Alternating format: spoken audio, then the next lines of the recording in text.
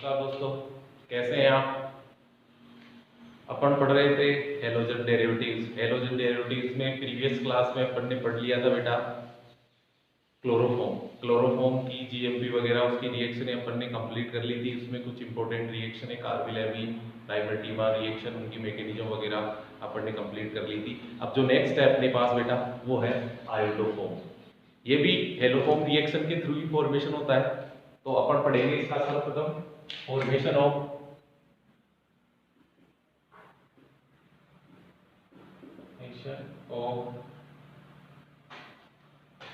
Iodoform.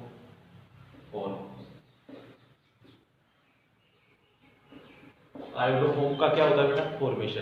कैसे formation करते हैं, इसका फॉर्मेशन करते हैं बेटा अपन हेलोफॉर्म रिएक्शन के द्वारा। तो देखिए बेटा हेलोफॉर्म रिएक्शन के द्वारा आपको पता है, अगर अपन बात करें अपन मतलब हेलोफॉर्म रिएक्शन की अपन ने पढ़ ली थी कि ऐसे कंपाउंड जिनमें CH3CO समूह होता है वो हेलोजन और क्षार से रिएक्शन करके मतलब हेलोजन और बेस से रिएक्ट करके क्या बनाते हैं बेटा हेलोफॉर्म का निर्माण करते हैं। तो देखिए बेटा इसमें अगर अपन बात करें CH3CO CH3 मैंने क्या ले लिया बेटा एसीटोन ले लिया।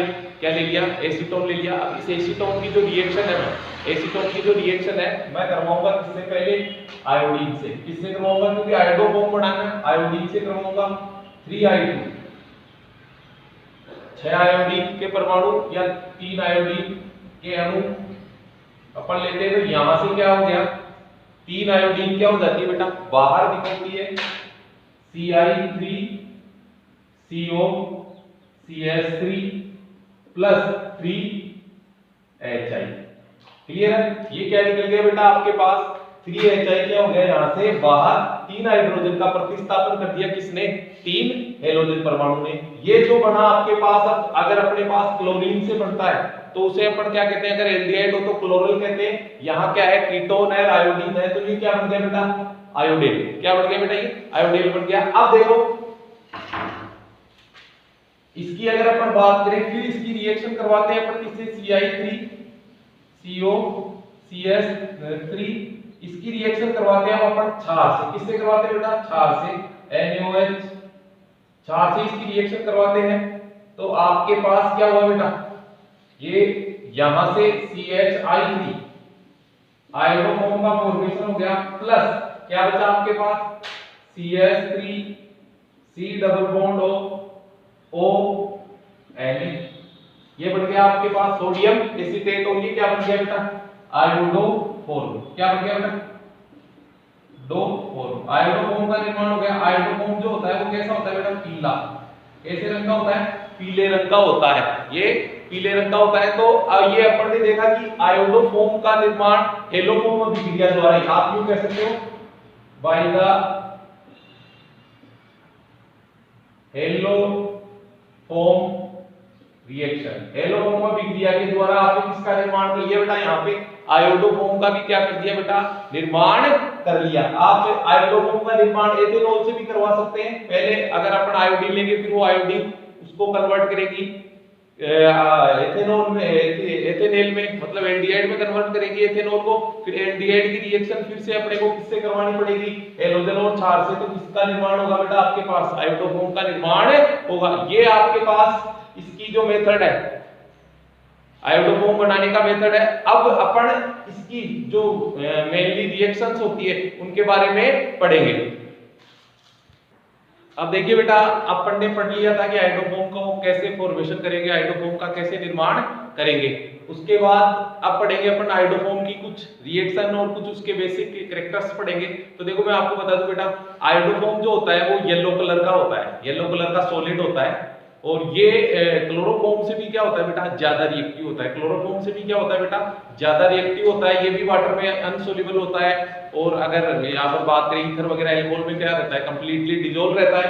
अब इसकी अगर अपन बात करते हैं तो इसकी केमिकल रिएक्शंस जो होती है एजीटी इसकी जो केमिकल रिएक्शंस होती है वो बेटा क्लोरोफॉर्म जैसी ही होती है। इसकी जो केमिकल रिएक्शंस होती है वो कैसी होती है बेटा जैसे क्लोरोफॉर्म की केमिकल रिएक्शंस होती है उसकी जैसे ही इसकी केमिकल रिएक्शन रासायनिक अभिक्रियाएं होती है। तो अब देखो बेटा आयोडोफॉर्म को अपन ने पढ़ा था कि आयोडोफॉर्म को विभिन्न रिएक्शंस, मैंने यहाँ पे आपको एक चार्ट बना दिया उसका पूरा, उसी में बता दिया कि आयोडोफॉर्म की जो मेनली रिएक्शंस क्या होती है। अब देखो बेटा, अगर मैं बात करूं कि आयोडोफॉर्म की रिएक्शन सिल्वर पाउडर से, तो अपन ने क्लोरोफॉर्म में भी पढ़ा था कि क्लोरोफॉर्म की अगर अपन सिल्वर पाउडर से रिएक्शन करवाते हैं तो किसका फॉर्मेशन होता है बेटा, एसिटिलीन का या एथाइन का फॉर्मेशन होता है, एल्काइल का फॉर्मेशन होता है।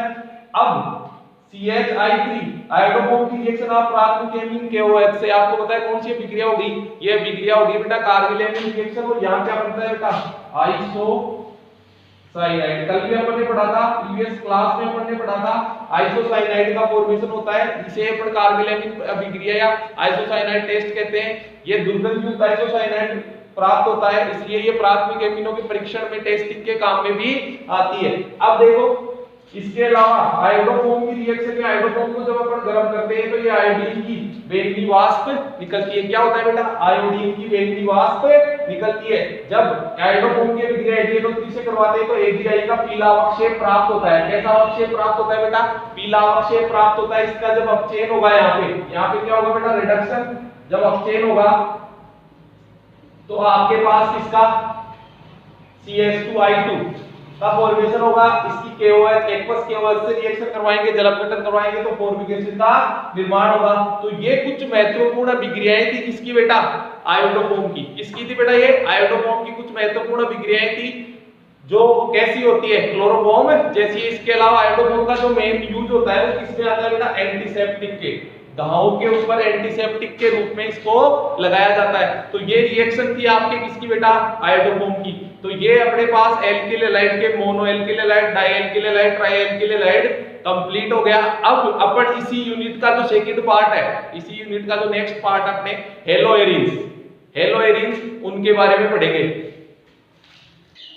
देखिए बेटा, मैंने आपको पहले भी बताया था जब अपन नोमेनक्लेचर या अपन ने स्टार्टिंग की थी इस चैप्टर की, तो हेलोएरिन्स क्या होते हैं, फिर से मैं आपको बता रहा हूं कि हेलोएरिन्स क्या होते हैं। देखिए बेटा, जब हेलोजन परमाणु सीधा बेंजीन वलय से जुड़ जाता है, जब हेलोजन परमाणु सीधा बेंजीन वलय से जुड़ जाता है तो इसे आप क्या कहते हैं बेटा, हेलोएरिन्स। इसे क्या कहते हैं बेटा, हेलोएरिन्स। जैसे ये आपके पास बेंजीन है रिंग, इसके ऊपर आपके पास क्या जुड़ गया बेटा, हाइड्रोजन को हटके क्या लग गया, क्लोरीन लग गया, तो ये क्या हो गया आपके पास, हेलोएरिन लग गया।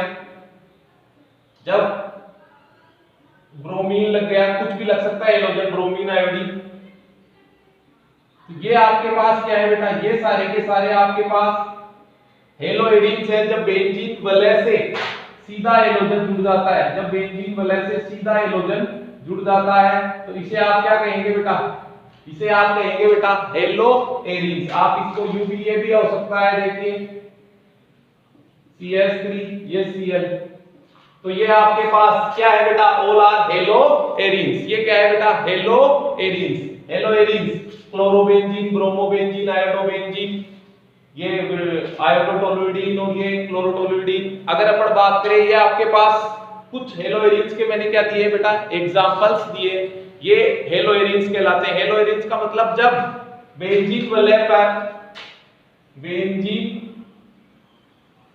वलय में वलय से सीधा हेलोजन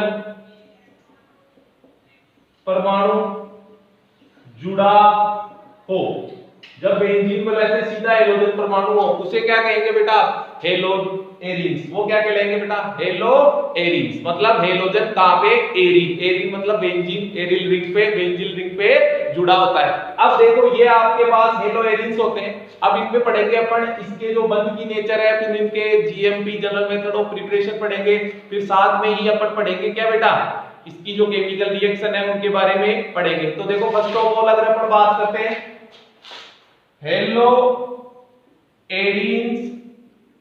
में CX बॉन्ड नेचर, हेलोएरिन्स में CX बॉन्ड की नेचर, हेलोएरिन्स में CX बॉन्ड की नेचर कैसी होती है, देखिए बेटा इसके बारे में अपन पढ़ेंगे।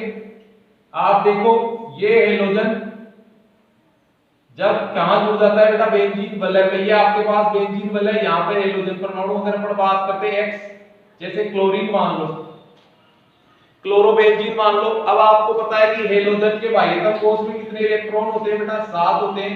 एक ने यहां पर बंध बनाने में भाग ले लिया, तो इस प्रकार से इस हेलोजन पर कितने 3 एकाकी इलेक्ट्रॉन युग्म क्या होते हैं बेटा? उपस्थित होते हैं। अब देखिए बेटा, इस बंध की नेचर की बात कर रहे हैं अपन, इस बंध की नेचर की बात कर रहे हैं, तो क्या होता है बेटा? बेंजीन वलय के हेलोजन के, बेंजीन वलय से जुड़ा जो हेलोजन परमाणु है उसके ऊपर क्या है? एकाकी इलेक्ट्रॉन युग्म। और अगर आप देखेंगे तो आपको संयुग्मी स्थिति पर क्या मिल रहा है बेटा? संयुग्मी स्थिति पर आपको द्विबंध मिल रहा है, जो बेंजीन वलय का है द्विबंध मिल रहा है। तो क्या देख रहे हैं आप? जब लोन पेयर और द्विबंध संयुग्मी स्थिति पर आ जाते हैं तो वहां क्या आता है बेटा? अनुनाद उत्पन्न हो जाता है। क्या हो जाता है बेटा? अनुनाद उत्पन्न हो जाता है। और इस अनुनाद के कारण ये जो लोन पेयर ऑफ इलेक्ट्रॉन है ये कहां आ जाता है बेटा? यहां आ जाता है। और ये पाई इलेक्ट्रॉन्स कहां हो जाते हैं? आगे शिफ्ट हो जाते हैं। क्लियर है? ये आगे शिफ्ट हो जाते हैं तो क्या होता है? CX बंध में अगर अपन बात करें, आगे में इसकी जो रेजोनेटिक स्ट्रक्चर है क्लोरोबेंजीन की वो आगे बात करूंगा, आगे बताऊंगा, अभी नहीं बता रहा। इसी में यहीं पे देखो, जब आप देखेंगे तो इस जो कार्बन हेलोजन बंध है, कार्बन हेलोजन बंध है, ये बंध है, तो यहाँ पे ये क्या हो गया? पाई इलेक्ट्रॉन, ये जो लोन पेयर ऑफ इलेक्ट्रॉन है ये क्या आ गए बेटा? यहाँ उपस्थित हो गए, नहीं हो गए? यहाँ उपस्थित हो गए। और यहाँ उपस्थित होने के कारण ये जो CX बंध है, इस CX बंध में क्या हो गया बेटा? पार्शियली डबल बॉन्ड के कैरेक्टर आ गए, आंशिक द्विबंध के कैरेक्टर आ गए, आंशिक द्विबंध के लक्षण आ गए। मतलब आप कह सकते हो आंशिक द्विबंध, आंशिक द्विबंध के लक्षण आ गए। अब इसमें आंशिक द्विबंध के लक्षण आ गए, इसका मतलब क्या हुआ? आपको पता है कि बंध लंबाई क्या हो गई? अब अगर अपन बात करें, बंध लंबाई हो गई कम। बंध लंबाई क्या हो गई बेटा? कम हो गई। अब बंध लंबाई कम हो गई तो यहां से इस बंध को तोड़ना क्या हो गया बेटा? मुश्किल हो गया। क्या हो गया बेटा? मुश्किल हो गया। और दूसरी बात अगर अपन बात करें, यहां पर जो आपके पास CX बंध में जो कार्बन होता है, हेलो एरिन्स में CX बंध में जो कार्बन होता है हेलोजन से जुड़ा, वो कौन सा संकरित होता है बेटा? sp2। कौन सा संकरित होता है बेटा? sp2 संकरित होता है। जबकि एल्किल हैलाइड में आपने देखा था वो ये कैसा होता है बेटा? वो sp3 होता है। कैसा होता है बेटा? sp3 कार्बन होता है, यहाँ sp2 कार्बन है। अब अगर अपन बात करते हैं, देखिए इसमें आंशिक द्विबंध के लक्षण का मानना है, क्या आंशिक द्विबंध के लक्षण? द्विबंध के लक्षण आ गए इसमें। अब आंशिक द्विबंध के लक्षण आ जाने से क्या हुआ? बंध लंबाई क्या हो गई बेटा? कम। अब बंध लंबाई कम हो गई, इसका मतलब इन दोनों के मध्य की जो लंबाई है वो क्या होगी बेटा? कम। मतलब आकर्षण क्या हो गया? दोनों के मध्य ज्यादा। मतलब इसका यहां से टूटना क्या हो गया? मुश्किल हो गया। इसका मतलब बंध लंबाई कम हो गई। तो आप आगे बात करेंगे बेटा, क्रियाशीलता भी क्या हो गई? टूटना क्या हो गया? क्रियाशीलता भी क्या हो गई बेटा? कम। क्या हो गई बेटा? क्रियाशीलता भी कम हो गई। अब देखेंगे कि इसमें अगर अपन बात करते हैं, बहुत बार आपके बोर्ड परीक्षाओं में क्वेश्चन पूछ लेता है ये सीधा कि एल्किल हैलाइड हेलो एरिन्स की तुलना में नाभिक स्नेही प्रतिस्थापन अभिक्रियाओं के प्रति ज्यादा क्रियाशील होते हैं। या फिर यूं पूछ लेता है कि हेलो एरिन्स एल्किल हैलाइड की तुलना में नाभिक स्नेही प्रतिस्थापन क्रियाओं के प्रति कम क्रियाशील होते हैं। कारण से व्याख्या करें या समझाइए। रीजन पूछ लेता है, तो इसका रीजन क्या होगा बेटा? इसका रीजन ये है, देखो रीजन 2-3 होते हैं इसके। फर्स्ट ऑफ ऑल तो ये आप लिखेंगे कि हेलो एरिन्स में CX बंध में हेलोजन पर उपस्थित पेयर ऑफ इलेक्ट्रॉन बेंजीन वलय के साथ अनुनाद में भाग लेता है। अभी अनुनादी संरचनाएं बनाई नहीं, मैं बनाऊंगा। जिससे क्या हो गया? इस बंध में आंशिक द्विबंध के लक्षण आ गए, बंध लंबाई कम हो गई। दूसरी बात, यहां पर जो कार्बन है वो कौन सा संकरित होता है बेटा? sp2 संकरित होता है। और sp2 संकरित कार्बन की जो En इलेक्ट्रोनेगेटिविटी विद्युत ऋणता होती है वो कितनी होती है बेटा? 2.75। और जबकि sp3 वाले कार्बन की होती है कितनी बेटा? नॉर्मल कार्बन वाली जितनी, 2.5। तो ये 2.75 होने से इसका भी क्या हो गया बेटा? इसकी जो टेंडेंसी है, ये इसकी टेंडेंसी अगर यहाँ के जो इलेक्ट्रॉन है हेलोजन क्या है? जितने नहीं खींच पाएगा जितने s उस पे खींचता है। कहां पे बेटा? एल्किल हैलाइड में। दो बात। तीसरी बात ये है कि ये बंध टूटने के बाद जो आपके पास मध्यवर्ती बनेगा एरिलीनियम आयन या फेनिल आयन बनेगा, उसमें क्या होता है, वो अस्थायी होता है, उसमें अनुनाद नहीं होता है, वो क्या हो जाता है बेटा, अस्थायी हो जाता है। इसलिए ये 3 रीजन है जिसके कारण आप क्या व्याख्या करते हैं, आप व्याख्या करते हैं कि एल्किल हैलाइड की जो क्रियाशीलता है वो हेलोएरिन से ज्यादा होती है या हेलोएरिन की क्रियाशीलता एल्किल हैलाइड से क्या होती है बेटा, कम होती है। तो इसमें बंध लंबाई बंध लंबाई कम होने से क्रियाशीलता में क्या हो जाती है बेटा, कमी हो जाती है। अब मैं आगे इसकी डिटेल में आपको बताऊंगा क्या नाम, क्लोरोबेंजीन की अनुनादी संरचनाएं कैसी होती है, इसमें अनुनाद कैसे होता है, फिर इसकी आपस में कंपैरिजन कराएंगे क्रियाशीलता का, एल्किल हैलाइड हेलोएरिन्स वगैरह का, एलिल हैलाइड भी बीच में डालेंगे। देखिए बेटा, अब देखिए बेटा, अगर अपन बात करते हैं क्लोरोबेंजीन में रेजोनेंस कैसे होता है, अपन ने पढ़ा भी था अभी कि द्विबंध के लक्षण आ जाते हैं, वो कैसे आते हैं मैं आपको बता रहा हूं। देखो जीओसी में डिटेल में आपको रेजोनेंस पढ़ाऊंगा मैं, जब जीओसी का लेक्चर अपना लगेगा तो उसमें डिटेल में आपको रेजोनेंस कैसे पढ़ाऊंगा कि रेजोनेंस कैसे होता है, उसके लिए क्या क्या पोजीशंस होती है, उसके लिए क्या क्या कंडीशंस होती है, क्या क्या उसके रूल्स होते हैं। अब देखिए बेटा, हेलोजन पर उपस्थित एकाकी इलेक्ट्रॉन युग्म बेंजीन वलय के साथ क्या करता है बेटा, अनुनाद में भाग लेता है। तो ये जब लोन पेयर यहां आएगा, जब लोन पेयर और डबल बॉन्ड होते हैं तो लोन पेयर कहां जाता है बेटा, डबल बॉन्ड की ओर। तो ये डबल बॉन्ड के पाई इलेक्ट्रॉन्स कहां आएंगे बेटा, यहां आएंगे। आपको पता है रेजोनेंस में केवल पाई इलेक्ट्रॉन्स चलते हैं, अनुनाद में केवल पाई इलेक्ट्रॉनों का भी स्थानीकरण होता है, परमाणु अपनी जगह रहते हैं। तो यहां क्या हो जाता है बेटा, ये पाई इलेक्ट्रॉन्स, ये जो इलेक्ट्रॉन्स है यहां वाले, ये यहां आगे, इससे क्या हो गया, आपके पास डबल बॉन्ड फॉर्मेशन हो गया। इस हेलोजन पर क्या आ गया बेटा, अगर अपन बात करें तो धनावेश आ गया। क्या आ गया बेटा, धनावेश, क्योंकि इसके इलेक्ट्रॉनों में क्या हो गए, इलेक्ट्रॉन यहां से जा चुके हैं और यहां पे इलेक्ट्रॉन आने से क्या हो गया बेटा, ऋणावेश, ये द्विबंध यहां पहले से उपस्थित है। अब ये ऋणावेश और ये द्विबंध फिर से आ गए तो संयुग्मी स्थिति, अनुनाद आगे चला और आपके पास क्या फॉर्मेशन हुआ, double bond Cl plus double bond आ गया, ये पाई इलेक्ट्रॉन्स यहां आ गए, ये नेगेटिव चार्ज। अब ये नेगेटिव और डबल बॉन्ड फिर से कॉन्जुगेट स्थिति पर आ गए, तो यहां से ये यहां पे, तो ये कहां आ गया बेटा, यहां पे। अब देखिए, ये जो पाई इलेक्ट्रॉन्स है वो यहां पहुंच गए, ये यहां आ गए, ये डबल बॉन्ड के साथ हेलोजन क्लोरीन यहां अटैच है। अब देखो, ये अगर अपन बात करें पाई इलेक्ट्रॉन्स है, ये पाई इलेक्ट्रॉन्स है, ये यहां पहुंचेंगे तो ये डबल बॉन्ड कहां पहुंच जाएगा बेटा, धनावेश की ओर। कहां पहुंच जाएगा बेटा, धनावेश की ओर। तो आप देखेंगे कि कुछ नहीं हुआ, केवल पाई इलेक्ट्रॉनों का क्या हो गया बेटा, विस्थानीकरण हो गया। क्या हो गया, पाई इलेक्ट्रॉनों का विस्थानीकरण हो गया। इलेक्ट्रॉन वापस पहुंच जाने से क्या हुआ, हेलोजन पे जो लोन पेयर ऑफ इलेक्ट्रॉन घूम रहे थे वो क्या हो गया, वापस हेलोजन पर पहुंच गया। इसका मतलब आपको देखने को मिला, इसका जो रेजोनेटिक हाइब्रिड अनुनाद जो संकर प्राप्त होता है, मतलब इन सारी संरचनाओं का जो मिला जुला रूप आपको प्राप्त होगा वो क्या होगा, उसे अपन अनुनाद संकर कहते हैं। देखो बेटा, वो क्या होगा, वो ये होगा कि पूरी की पूरी बेंजीन वलय में कौन घूम रहा है बेटा, पाई इलेक्ट्रॉन, नेगेटिव चार्ज घूम रहा है, नहीं घूम रहा है, और साथ में ही CX हेलोजन के साथ क्या हो रहा है, द्विबंध के आंशिक लक्षण आ रहा है। यहाँ क्या आ रहा है, पार्शियली पॉजिटिव, और इन स्थितियों पर पार्शियली क्या आया था बेटा, नेगेटिव चार्ज। ये आपको देखने को मिला। ये है आपके पास रेजोनेटिक स्ट्रक्चर ऑफ क्लोरोबेंजीन। क्लोरोबेंजीन की, या आप यूं कह सकते हैं हेलोएरिन की, ये रेजोनेटिक स्ट्रक्चर्स आपके सामने है। अब अगर अपन बात करते हैं कि इसमें द्विबंध के आंशिक लक्षण आ गए, अब लक्षण आ गए तो मैंने बात कर ली थी कि ये बंध टूटेगा नहीं, और टूटेगा नहीं तो क्रियाशीलता क्या होगी बेटा, कम होगी। ऐसा ही आपके पास वाइनिल हैलाइड की आपने पढ़ा है, वाइनिल हैलाइड, वाइनिल हैलाइड में भी क्या होता है बेटा, CH2 double bond CH Cl, यही होता है कि नहीं होता। ये आपके पास अगर अपन बात करते हैं वाइनिल हैलाइड में भी ऐसा ही होगा कि इसमें भी क्या होगा, लोन पेयर इलेक्ट्रॉन क्या होंगे, इस द्विबंध की ओर खिसकेंगे। तो यहाँ भी क्या होता है बेटा, अनुनाद, इसकी भी क्या हो जाती है, बंध टूटना क्या हो जाता है बेटा, मुश्किल हो जाता है। तो इसमें भी क्या हो जाता है, क्रियाशीलता क्या होती है बेटा, कम। अब अपन पढ़ेंगे GMP ऑफ हेलोएरिन, हेलोएरिन बनाने की विधियां।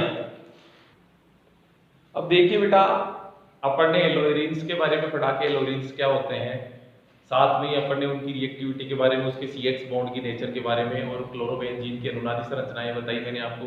कई बार बोर्ड में सीधा क्वेश्चन 1 नंबर में पूछ लेता है कि क्लोरोबेंजीन की अनुनादी संरचनाएं बनाइए, तो वो इंपॉर्टेंट है। अब देखो अपन पढ़ेंगे जीएमपी ऑफ हेलोएरिन्स या एराइल हैलाइड। जैसे हेलो एल्केन या एल्किल हैलाइड, वैसे इनको भी हेलोएरिन्स या एराइल हैलाइड भी कहते हैं, एरिल ग्रुप और हेलोजन हैलाइड। तो देखिए बेटा, मतलब एक कॉमन साधारण भाषा में इनको एरिल हैलाइड कहते हैं। अब देखिए बेटा, अगर अपन बात करते हैं जीएमपी ऑफ हेलोएरिन्स में, तो सबसे पहले बेंजीन वाला पर हेलोजिनीकरण। क्या बेटा? हेलोजिनीकरण मतलब halogenation on benzene ring, benzene ring पर हेलोजिनीकरण के द्वारा। अब देखो, अगर अपन बात करते हैं तो इस अभिक्रिया में आप क्लोरोबेंजीन और ब्रोमोबेंजीन का निर्माण करते हैं। जब क्लोरीन की या ब्रोमीन की अभिक्रिया बेंजीन वलय के साथ किसी लुईस अम्ल की उपस्थिति में करवाते हैं, किसी लुईस अम्ल की उपस्थिति में करवाते हैं, तो आपके पास क्लोरोबेंजीन और ब्रोमोबेंजीन का क्या होता है बेटा? निर्माण। इसकी मैकेनिज्म भी बताऊंगा। देखो, लुईस अम्ल क्या होता है, यहाँ पे इलेक्ट्रॉन स्नेह का क्या करता है? वाहक करता है, मतलब उसका निर्माण करने में वो सहायता करता है और उसका वहन भी करता है। तो ये देखिए बेटा, AlCl3 लुईस एसिड, ये SpCl3 एंटीमनी ट्राइक्लोराइड ब्रोमीन के साथ रिएक्शन हुई, तो यहाँ हाइड्रोजन के साथ ये हाइड्रोजन का प्रतिस्थापन हो गया। ये एक प्रकार की इलेक्ट्रॉन स्नेही प्रतिस्थापन अभिक्रिया है, इलेक्ट्रॉन स्नेही प्रतिस्थापन, बेंजीन की इलेक्ट्रॉन स्नेही प्रतिस्थापन अभिक्रिया है ये। देखिए बेटा, तो इसमें क्या हुआ, यहां से ये अटैच हो गया इसके साथ, फॉर्मेशन बाहर, और आपके पास क्लोरोबेंजीन और ब्रोमोबेंजीन का निर्माण हो गया। अब देखिए, अगर अपन मैकेनिज्म की बात करें, इस अभिक्रिया की मैकेनिज्म कैसे हो रही है, तो ये बेंजीन वलय की इलेक्ट्रॉन स्नेही प्रतिस्थापन रिएक्शन है, electrophilic substitution reaction on benzene ring. Benzene ring पर इलेक्ट्रोफिलिक सब्स्टिट्यूशन रिएक्शन है। देखो बेटा, आपको पता है कि ये बेंजीन रिंग होती है, बेंजीन रिंग होती है।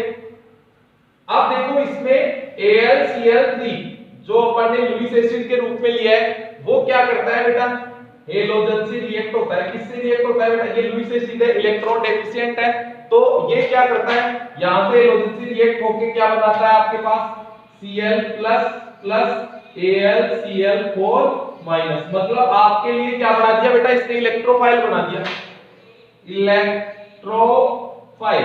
अब ये जो इलेक्ट्रोफाइल है, अगर अपन बात करें, यहाँ पे हाइड्रोजन परमाणु है कि नहीं है? अटैच है। तो ये इलेक्ट्रोफाइल क्या करता है, या ये इलेक्ट्रोफाइल जो यहां से ऑब्टेन हुआ है अपने पास, ये इसके ऊपर यहां पे क्या करता है बेटा? अटैक करता है। क्या करता है बेटा? अटैक। अब ये जैसे इस पे अटैक करेगा, तो आपको पता है यहाँ कार्बन की संयोजकता 4 है, और 4 है तो क्या हुआ, ये पाई इलेक्ट्रॉन्स क्या होंगे, यहां से हटेंगे। ये पाई, क्योंकि ये अटैच होगा तो ये पाई इलेक्ट्रॉन हटेंगे। यहाँ पास वाले पे क्या आएगा बेटा? आपके पास धनावेश आ जाएगा। देखो, ऐसी कुछ पोजीशन आपके पास फॉर्मेशन होगी, जैसा अपन ने आपको फ्रीडलक्राफ्ट अभिक्रिया में भी बताया था। ऐसा ही कुछ फॉर्मेशन होगा, H और ये Cl यहां अटैच हो गया, ये क्या हो गया बेटा? पॉजिटिव चार्ज यहां आ गया, ये डबल बॉन्ड यहां है। क्लियर है? अब देखो, जो ये आयन बना, इसमें आपके पास क्या होता है बेटा? आपको देखने को मिला है यहाँ पे पॉजिटिव और डबल बॉन्ड क्या हो गया? कॉन्जुगेट पोजीशन पे आ गए। तो इसमें क्या हो जाता है? रेजोनेंस। क्या होता है बेटा इसमें? रेजोनेंस। एरिलीनियम आयन है, यहां क्या हो गया बेटा? रेजोनेंस हो गया। इसमें रेजोनेंस हो गया, तो इसकी रेजोनेटिक स्ट्रक्चर आपको बता रहा हूं कि कैसे ये रेजोनेटिक स्ट्रक्चर कंप्लीट करता है अपनी।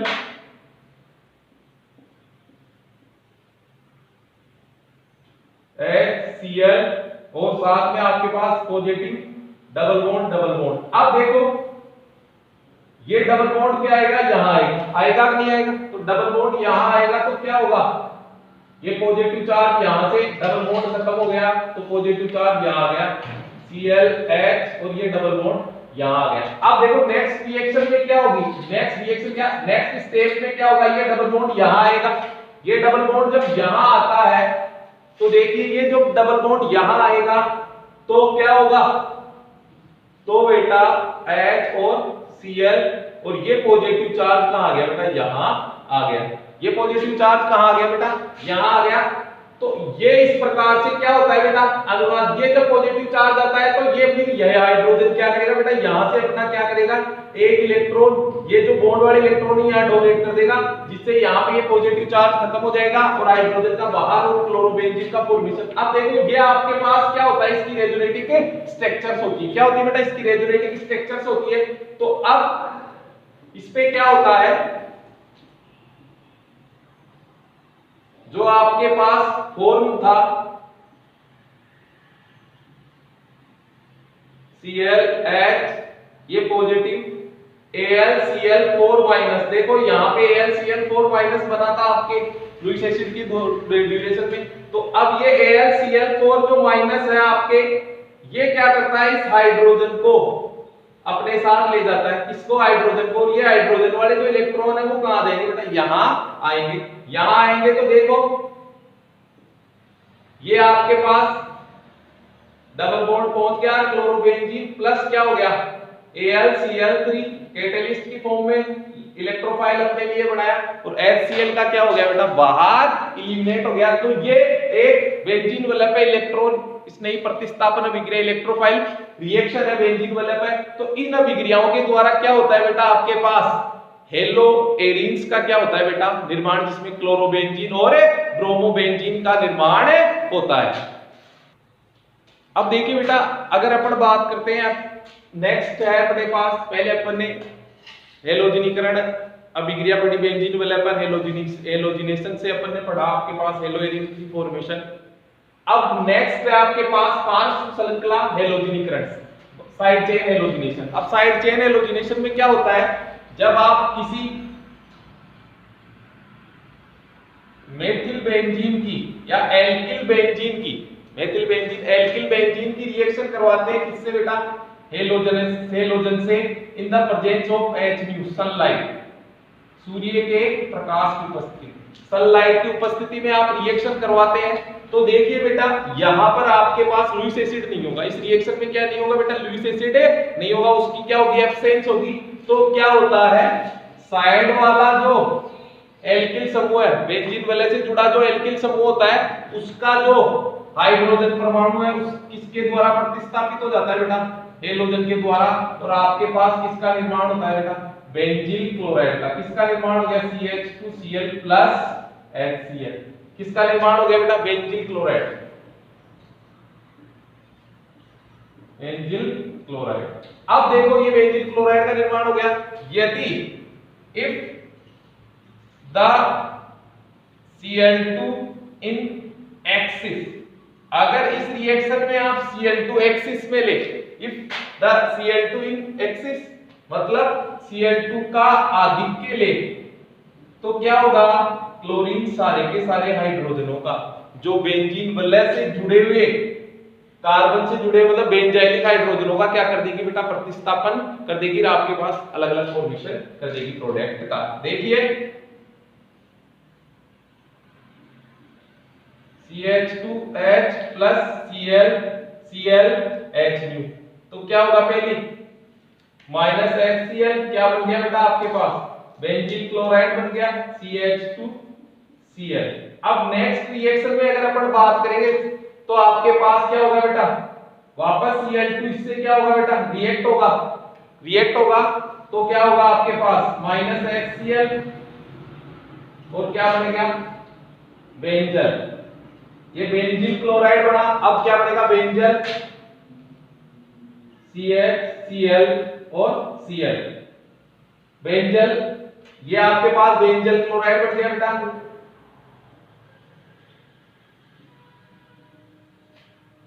अब अगर अपन बात करते हैं ये बेंजिल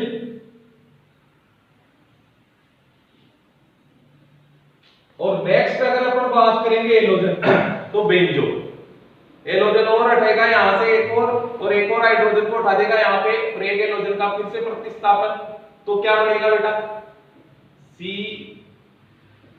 ClCl बेंजो ट्राइक्लोराइड। देखो बेटा जब दो हाइड्रोजन के साथ एलोजन उपस्थित होता है या दो हाइड्रोजन जब उपस्थित होते हैं उसे क्या कहते हैं, बेंजीन। क्या कहते हैं बेटा? बेंजीन। जब एक होता है तो उसे क्या कहते हैं? बेंजल।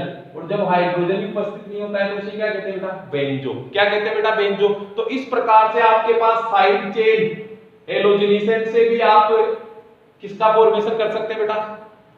ये हेलो एरिन्स का फॉर्मेशन है कर सकते हैं। इसमें क्या होता है? साइड चेन के साथ, मतलब सीधा हेलोजन तो अटैच नहीं होगा, साइड चेन से आप फॉर्मेशन कर सकते हैं।